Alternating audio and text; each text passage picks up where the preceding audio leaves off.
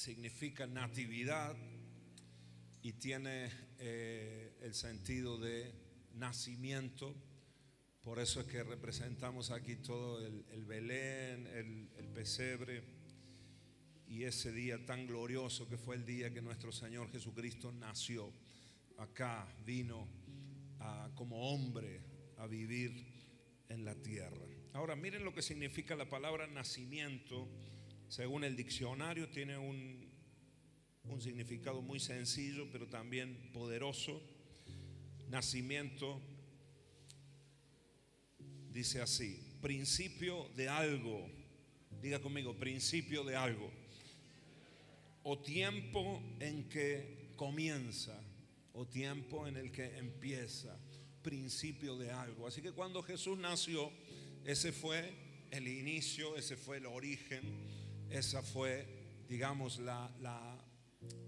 ese pesebre fue la fuente, no fue el momento, el génesis de un tiempo nuevo, de algo que estaba comenzando para la historia de la humanidad.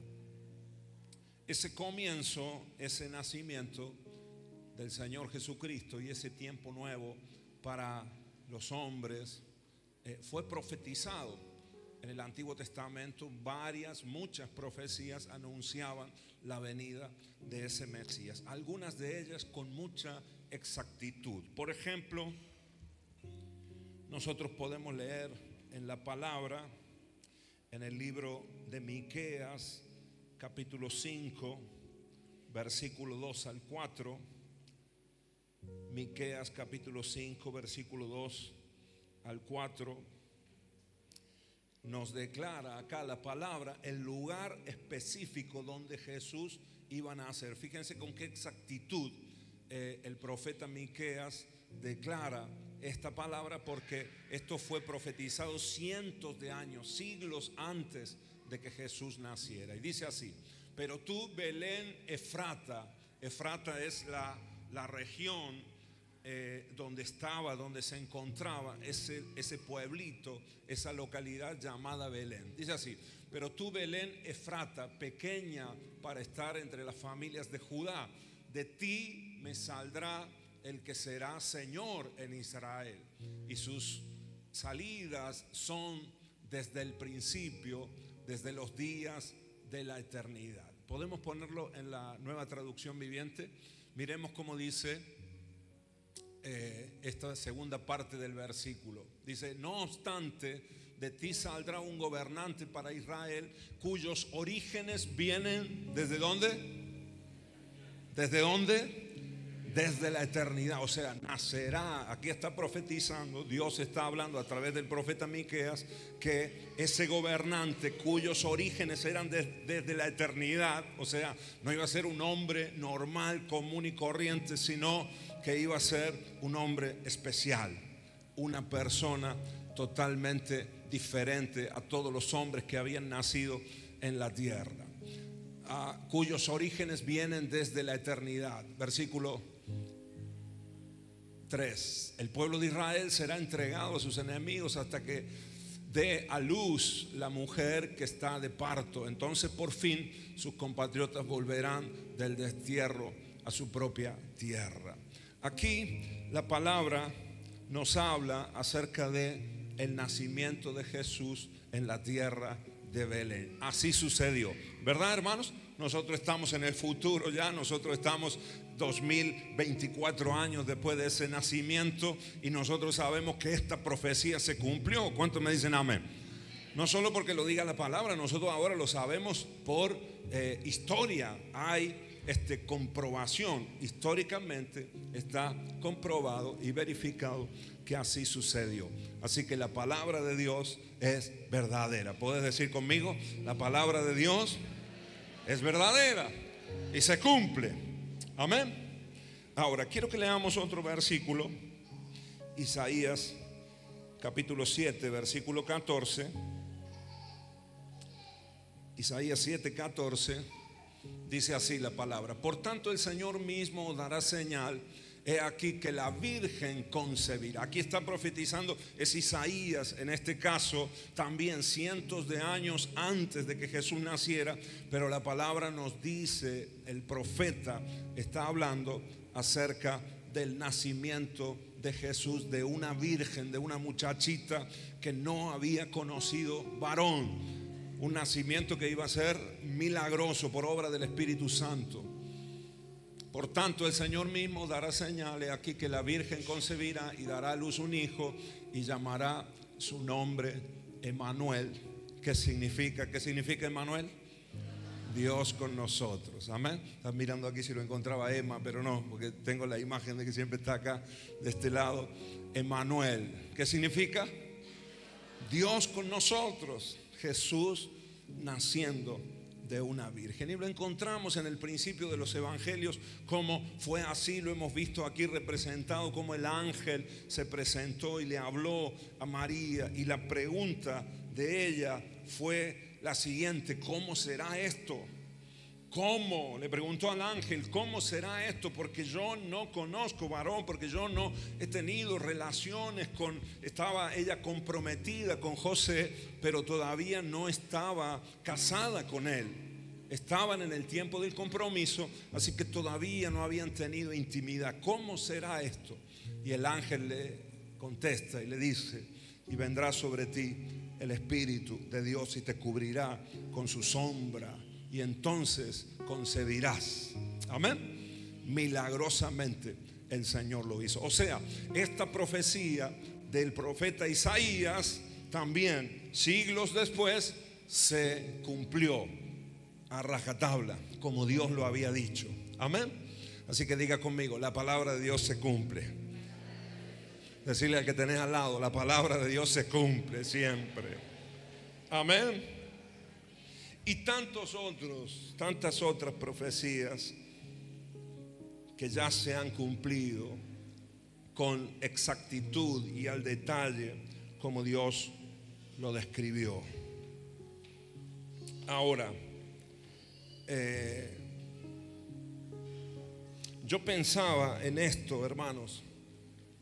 Si el Señor cumplió todas las profecías en esa primera venida del Señor Jesucristo, ¿qué crees vos? ¿Que si el Señor cumplió lo primero, no cumplirá lo postrero? Porque hay profecías que todavía no se han cumplido, que nos hablan de la segunda venida del Señor Jesucristo, que nos hablan de los acontecimientos postreros. Y mira, hay mucha gente que es incrédula, hay mucha gente que es reacia a abrir el corazón para entender las cosas futuras. Pero yo te quiero decir en esta tarde que si se cumplió lo primero, también se cumplirá lo segundo. ¿Cuántos me dicen amén? Si se cumplieron las primeras obras, el inicio, el comienzo de la iglesia, se cumplirá también lo postrero. Todo lo que Dios ha prometido, todo lo que Dios ha planificado y todo lo que está en el corazón de Dios para la iglesia, que se inició en ese momento cuando el Señor Jesús nació, murió y resucitó. Amén, hermanos. Ahora, ¿qué fue lo que comenzó cuando Jesús nació? Porque nacimiento es comienzo, es el origen de un nuevo tiempo, algo que empieza. ¿Qué fue lo que comenzó con el nacimiento de Jesús? Quiero que me acompañen al libro de Lucas, y en el capítulo 4 quiero que leamos acá Lucas capítulo 4 versículo 17.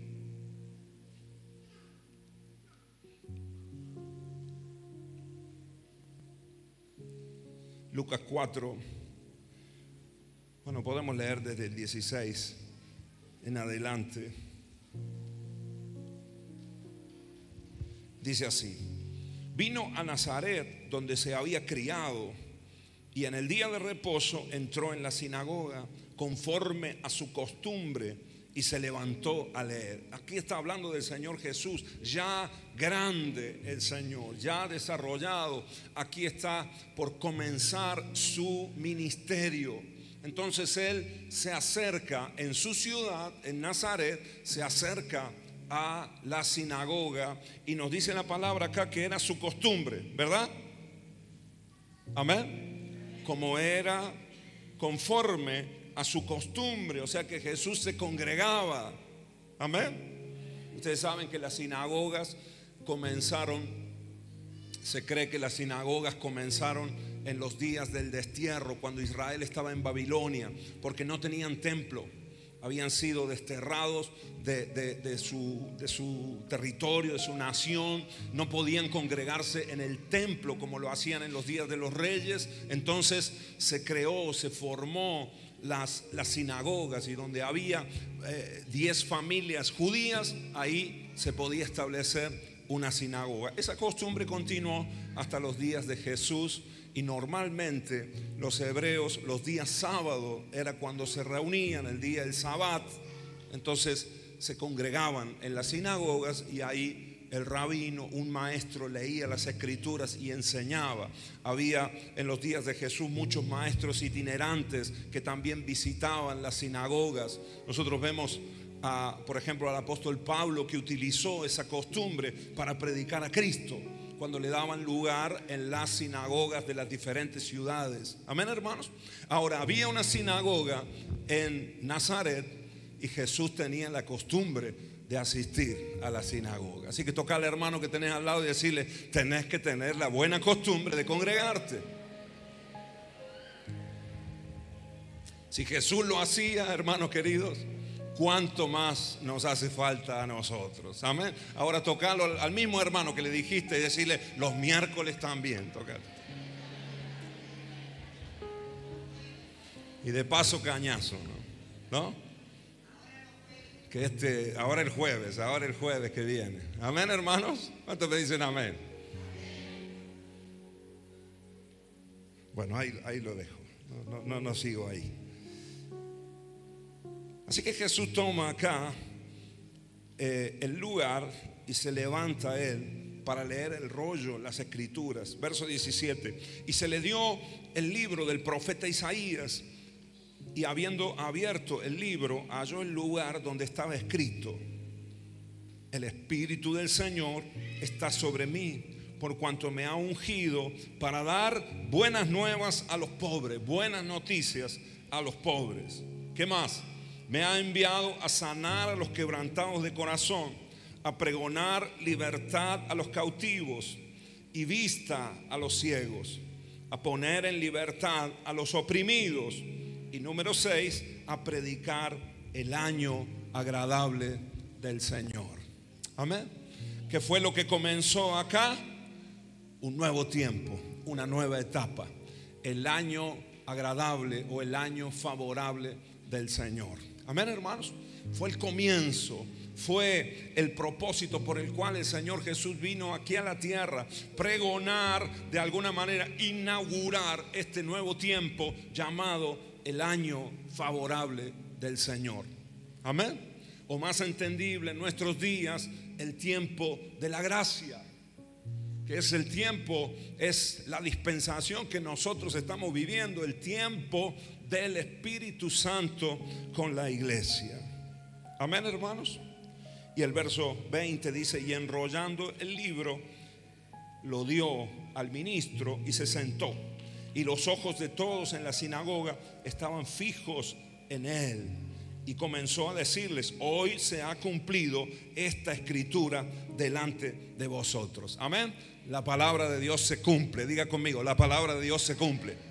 Otra profecía más cumplida en ese momento. Isaías capítulo 61 es el lugar, son los textos, es los párrafos que el Señor leyó en ese momento, y les dijo que en él se estaba cumpliendo ahora ese nuevo tiempo. Amén, hermanos. Ahora fíjense qué curioso, porque el año favorable o el año agradable del Señor hace referencia, y cuando Isaías lo declara ahí en Isaías 61, esto en el tiempo del profeta Isaías, él está hablando de la liberación de la nación de Israel del cautiverio en Babilonia. la profecía se aplica para Israel en esos días, pero también para Jesús, porque Jesús es el que toma esos versículos. Amén, hermanos. Ahora, de acuerdo a la ley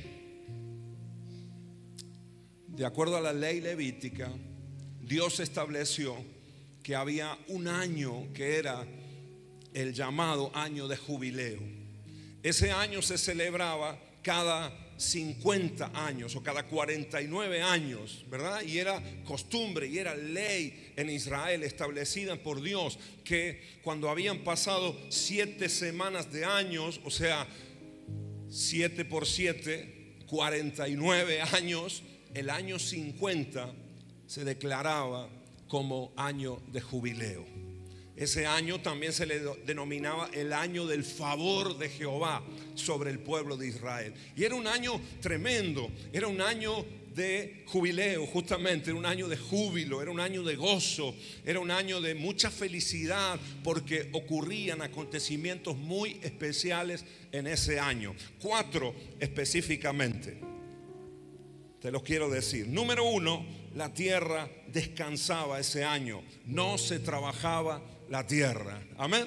Así que todos los agricultores, que eran la gran mayoría de los pobladores y de los habitantes de Israel, ese año descansaban. Era un año de descanso, un año sabático. Amén. ¿Cuántos necesitan acá un año sabático? ¿Cuántos necesitan descanso acá? Amén. O desconexión. Miren, hermano, te voy a decir una cosa. ¿Me escuchan acá? ¿Me escuchan los de atrás? ¿Me escuchan bien? Lucas, ¿me escuchan bien? Walter, las familias. Miren, hermano, el Señor nos ha hablado este año. No tengamos campamento, ya lo dijo mi esposa, pero sí tengamos vacaciones como familias. Amén. ¿Cuántos me dicen amén? Ahora, no seas escaso con tu familia. Y no digas vamos a pasar las vacaciones en casa, porque vacaciones en casa no son vacaciones. Porque es lo mismo, estás en la misma, podés descansar a lo mejor si no vas a trabajar, pero dedícate unos días para salir con tu familia. ¿Cuántos me dicen amén? El Señor nos está instruyendo, amén. Sean 2 días, sean 3 días, sean 15 días, no sé, lo que te dé el cuero, lo que te dé el bolsillo. Pero, hermanos queridos, sé que si Dios nos ha instruido en este sentido, es porque también Dios nos va a proveer en este sentido. ¿Cuántos me dicen amén? ¿Cuántos acá hay que hace 3 años que no tienen vacaciones? Levanten la mano. Varios, ¿no? ¿Cuántos acá el año pasado no se tomaron vacaciones? Levanten la mano, a ver. Varios también. Bueno, este verano tenés que tomarte vacaciones. Ese que levantó la mano, decirle, este verano tenés que tomarte unos días de vacaciones. Amén. Con la familia, aunque sea sencillo,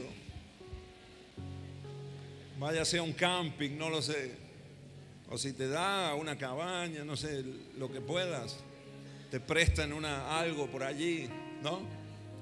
Si te da el cuero, bueno, ahora está más barato vacacionar afuera, ¿no?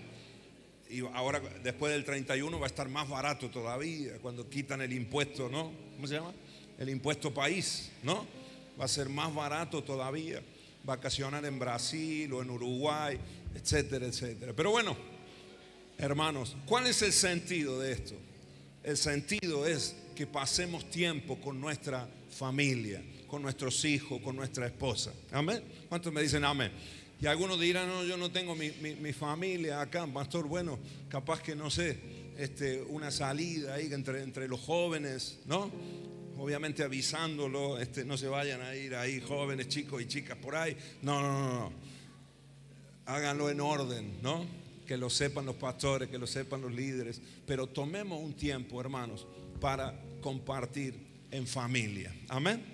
Yo creo que el Señor nos está. Y además vamos a tener el picnic familiar también, ¿no? Que no te lo puedes perder. Ahora no me digan, no voy al picnic porque me voy de vacaciones, pastor. No, son parte del tiempo de familia que va a ser hermoso. Y además queremos que ese día claro, vamos a tener una pileta exclusiva para los bautismos, por eso también tiene un costo y el predio es hermoso, y además vamos a tener juegos también, algunos juegos especiales. Ahí vamos a pasar un día espectacular, así que no nos lo podemos perder. Amén.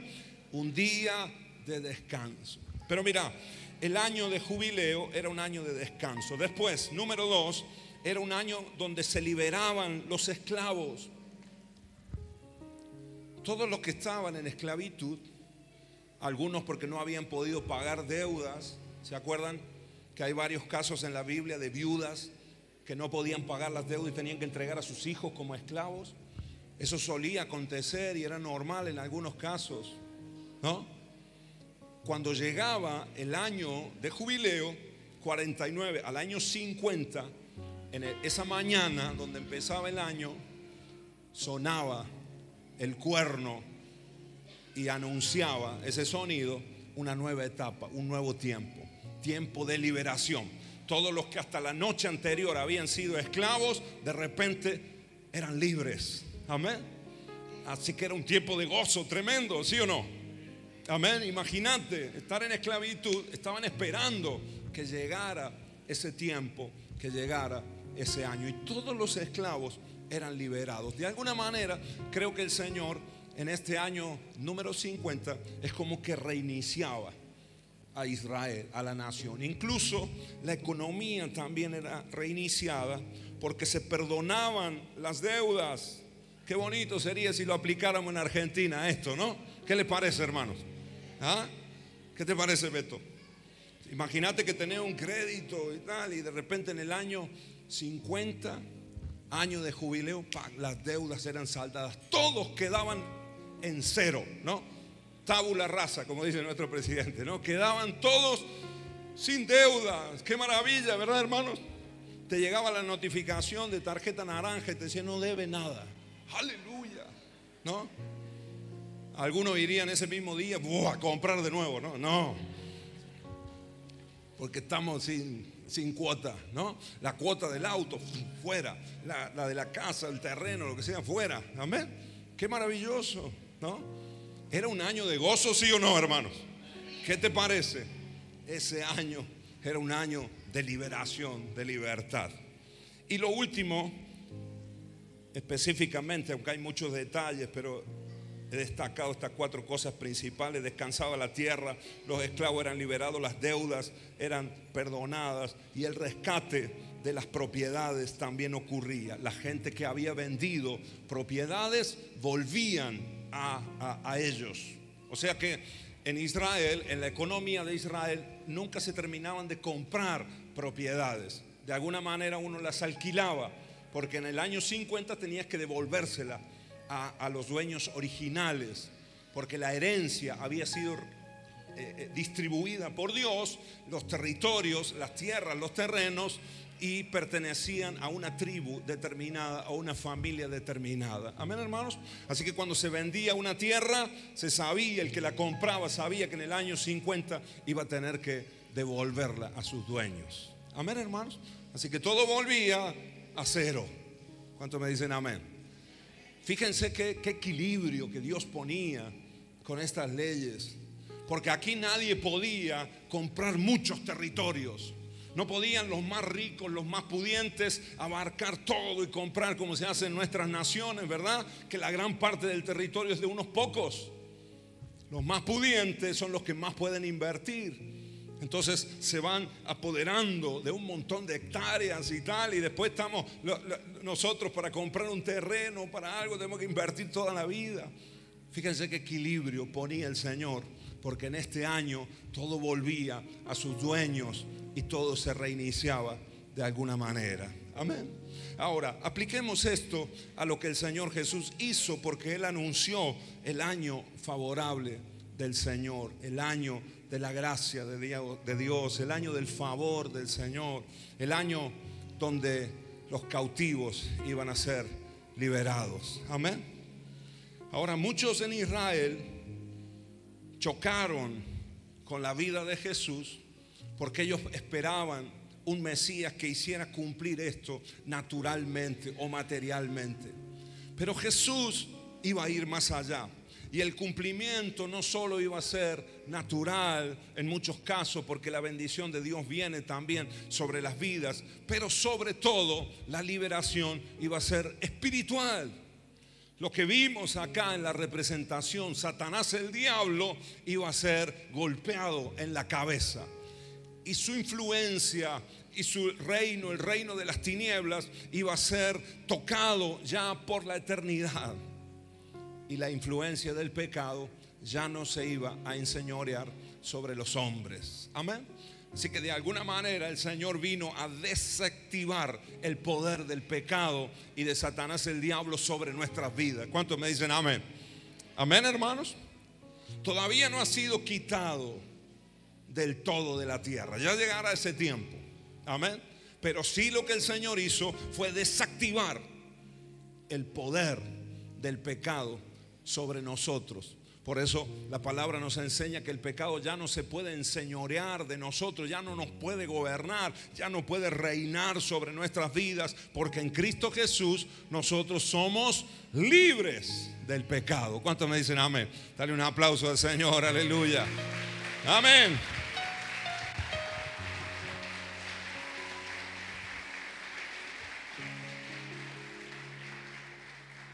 Así que si hay alguno que está luchando quizás con algún vicio, si hay alguno que está luchando con alguna adicción, o te das cuenta que hay algo que te domina, que no lo podés controlar o no lo podés superar, y cada vez que viene la tentación cedes, escucha esta palabra. El Señor Jesús nació para desactivar el poder y la influencia del pecado en tu vida y en mi vida. ¿Cuántos dicen amén? Amén. Y aunque vivimos en un mundo de maldad todavía, ya llegará el tiempo, se cumplirán los días postreros donde el Señor vendrá y reinará sobre la tierra. Pero en estos días nosotros hemos sido libres y ya el pecado no tiene sobre nosotros poder, autoridad. Amén. Los que estamos en Cristo Jesús. Para los que estamos en Cristo Jesús, las cosas viejas pasaron, aquí todas son hechas nuevas. ¿Cuántos me dicen amén? Dale otro aplauso al Señor, aleluya. Ese es nuestro Señor. Tiempo de liberación.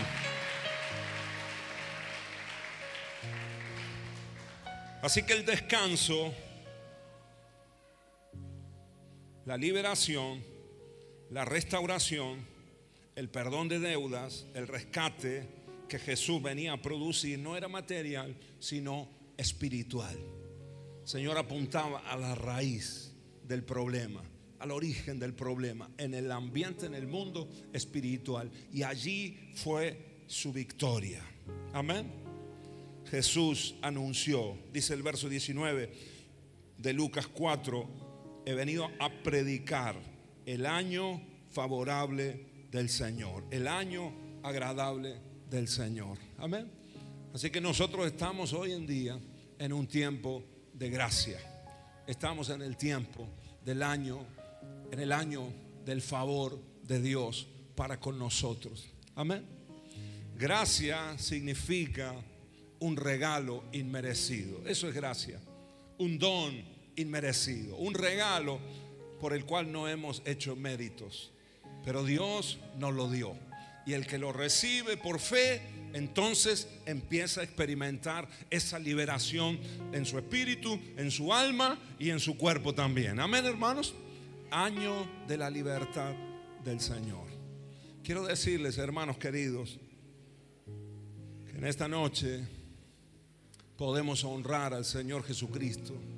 Podemos adorarle acá en la libertad del Espíritu, porque un día Él nació, porque un día Él inició esta obra preciosa, para que nosotros seamos salvos y para que nosotros seamos liberados de la esclavitud del pecado y del yugo que nos asediaba, que teníamos, que pesaba sobre nosotros. Y quiero que terminemos leyendo en Isaías, si me acompañan ahí. Quiero que podamos leer otra profecía que también se cumplió del Señor Jesucristo y que hemos visto aquí representada. Isaías número 53, el capítulo, Y vamos a leer desde el versículo 1 hasta el 12. Por favor, acompáñenme ahí en la pantalla. Si lo podemos leer de la Nueva Traducción Viviente a estos versículos. Lo leemos juntos. Si lo tenés ahí en tu Biblia, díganme amén si lo tienen, hermanos. Si están ahí. Dice así la palabra: ¿quién ha creído nuestro mensaje? ¿A quién ha revelado el Señor su brazo poderoso? Mi siervo creció en la presencia del Señor como un tierno brote verde, como raíz en tierra seca. Y aquí el profeta empieza a hablar de la persona del Señor Jesucristo. Empieza a hablar la Biblia de mi siervo, refiriéndose al Señor Jesucristo. Mi siervo creció en la presencia del Señor como un tierno brote verde cientos de años antes de que Jesús viviera, como raíz en tierra seca. No había nada hermoso ni majestuoso en su aspecto, nada que nos atrajera hacia él. Fue despreciado y rechazado, hombre de dolores, conocedor del dolor más profundo. Nosotros le dimos la espalda y desviamos la mirada. Fue despreciado y no nos importó. Sin embargo, fueron nuestras debilidades las que Él cargó. Diga conmigo: fueron mis debilidades las que Jesús cargó. Fueron nuestras debilidades las que Él cargó. Fueron nuestros dolores los que lo agobiaron. Y pensamos que sus dificultades eran un castigo de Dios, un castigo por sus propios pecados. Pero Él fue traspasado por nuestras rebeliones y aplastado por nuestros pecados. Fue golpeado para que nosotros estuviéramos en paz. Fue azotado para que pudiéramos ser sanados. Todos nosotros nos hemos extraviado como ovejas. Hemos dejado los caminos de Dios para seguir los nuestros. Sin embargo, el Señor puso sobre Él los pecados de todos nosotros. Fue oprimido y tratado con crueldad. Sin embargo, no dijo ni una sola palabra. Como cordero fue llevado al matadero, y como oveja en silencio ante sus trasquiladores, no abrió su boca. Al ser condenado injustamente, se lo llevaron. A nadie le importó que muriera sin descendientes, ni que le quitaran la vida a mitad de camino, pero lo hirieron de muerte por la rebelión de mi pueblo. Él no había hecho nada malo y jamás había engañado a nadie, pero fue enterrado como un criminal. Fue puesto en la tumba de un hombre rico. Fíjense, la profecía estaba detallando todo lo que nosotros sabemos que después aconteció exactamente como la profecía del profeta Isaías lo dijo. Versículo 10. Formaba parte del buen plan del Señor aplastarlo y causarle dolor. Sin embargo, cuando su vida sea entregada en ofrenda por el pecado, tendrá muchos descendientes. Disfrutará de una larga vida, y en sus manos el buen plan del Señor prosperará. Cuando vea todo lo que se logró mediante su angustia, quedará satisfecho a causa de lo que sufrió. Mi siervo justo hará posible que muchos sean contados entre los justos, porque Él cargará con todos los pecados de ellos. Yo le rendiré los honores de un soldado victorioso, porque se expuso a la muerte, fue contado entre los rebeldes, cargó con los pecados de muchos e intercedió por los transgresores. Amén. Ese es nuestro Señor Jesucristo. Esto fue lo que el Señor comenzó. Esto fue el inicio, este fue el nacimiento de un nuevo tiempo, una nueva etapa. Y Jesús, desde el pesebre, desde Belén hasta la cruz, caminó en obediencia para que vos y yo pudiéramos ser libres de la influencia y del poder del pecado sobre nuestras vidas. Hoy estamos viviendo el año favorable del Señor, el año de la gracia de Dios, el año de jubileo, porque podemos ser libres de la esclavitud y nuestra deuda ha sido cancelada. ¿Cuántos me dicen amén? ¿Te animás a darle un aplauso al Señor Jesucristo? Aleluya. Honrale, honrale, honrale al Señor Jesús. Aleluya. Quiero que te pongas de pie un momento en el nombre de Jesús. Y como dije al principio, quiero dar lugar para que si hay personas que necesitan en esta noche arreglar cuentas con el Señor,